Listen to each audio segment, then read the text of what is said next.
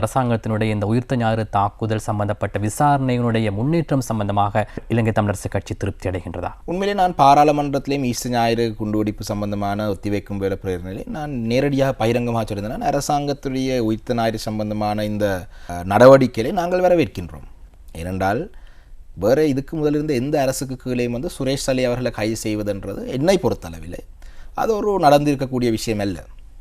இது சம்பந்தமாக நான் என்னுடைய உரை முடிந்த பொழுது ஐக்கிய மக்கள் சக்தியை சேர்ந்த 2 பாராளுமன்ற உறுப்பினர் என்று சொன்னார், கொத மச்சாங் ஜனாதிபதி மட கடையான வகையுண்டு.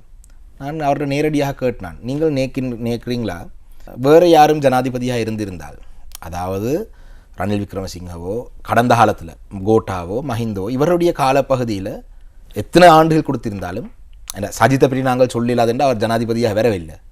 அப்போ இவங்களுடைய காலப்பகுதியில் எப்போயாவது நடந்திருக்கும்னு நீங்கள் எதிர்பார்க்குறீங்களா? அவர்களும் சொன்னார் இல்லை கஷ்டம்தான்.